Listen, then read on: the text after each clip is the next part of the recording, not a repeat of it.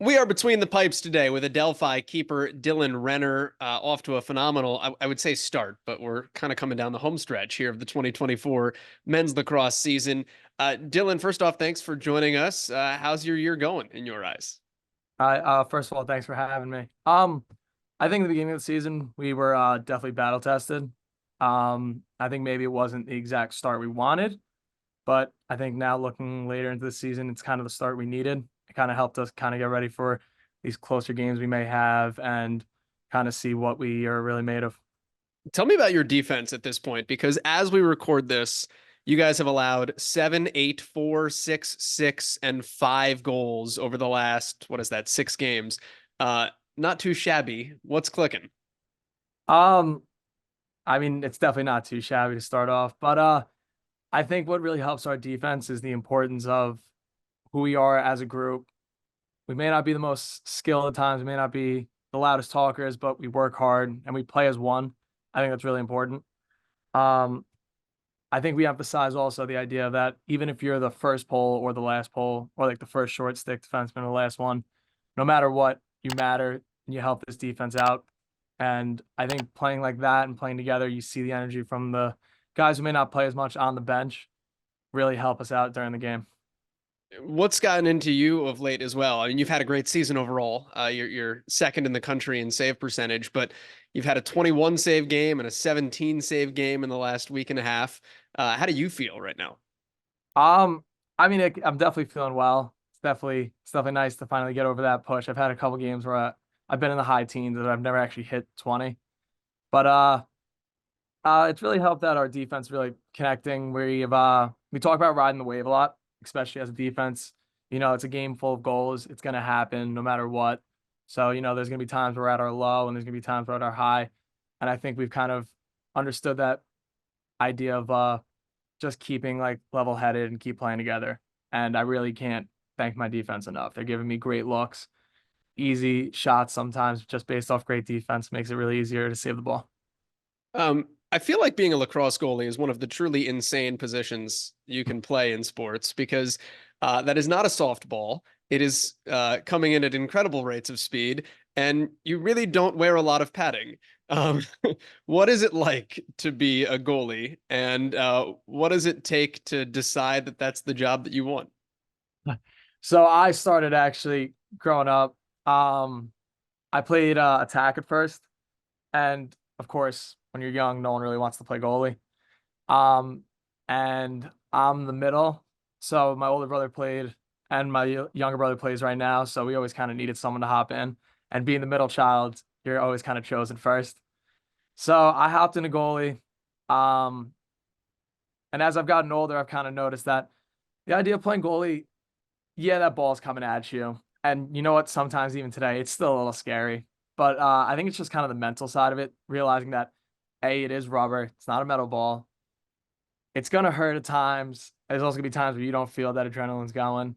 I've definitely had my fair shares of like hand injuries. I broke my thumb maybe a week before my first practice ever here. I was out sitting out all fall.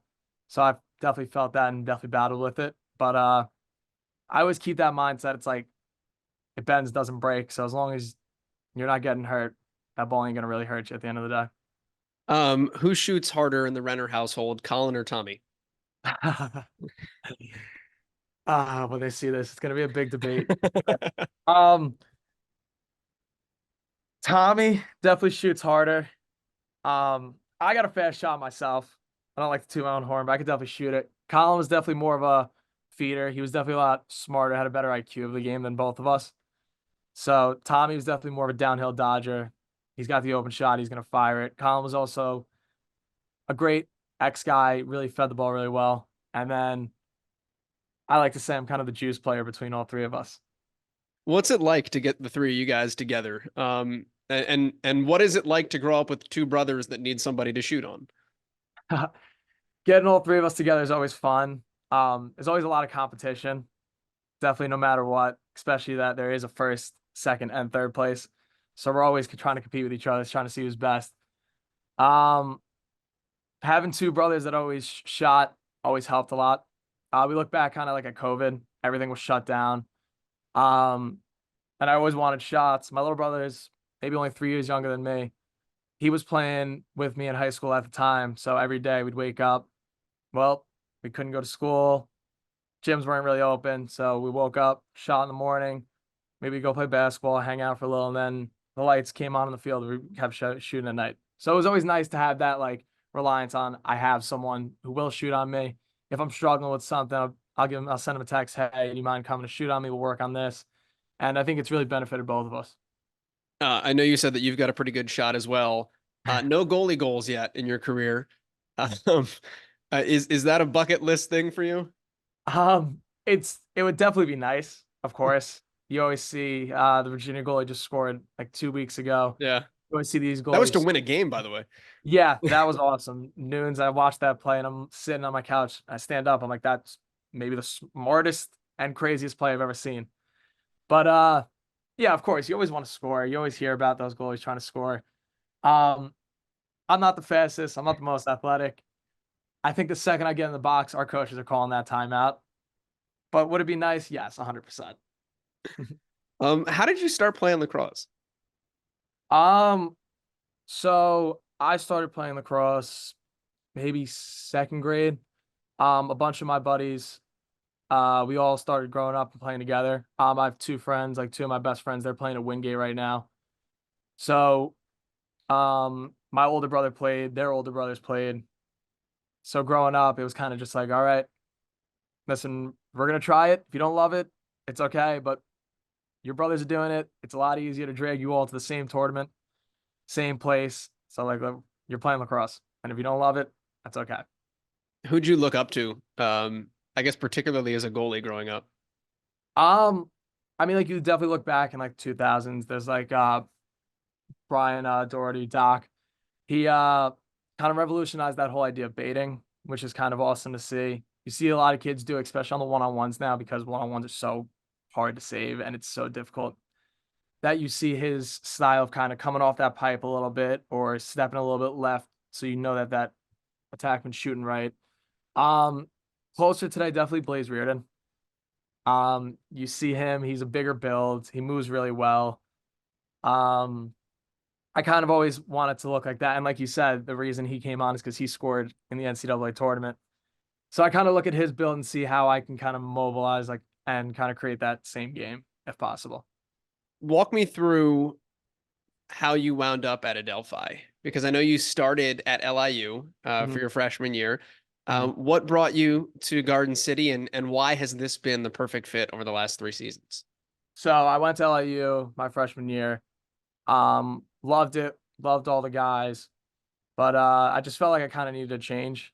Maybe that spot wasn't for me, and that's okay. Like I tell people all the time, just because it's not for me doesn't mean it's not for you. I have buddies who actually went to LIU after they called me up. They're like, "Hey, how did you like it?" I said, "I absolutely loved it, and I think you will too."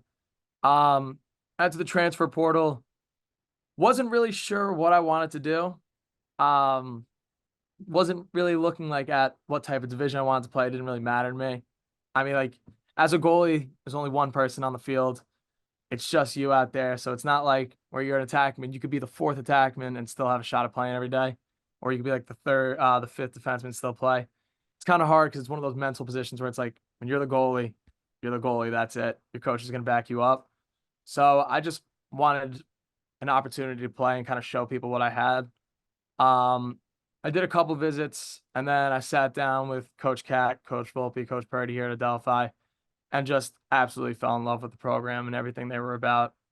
Um, it's not too far from my house, more like 25 minutes away, which was kind of also a really plus side because now my parents are coming to every one of my games. My older brother's there.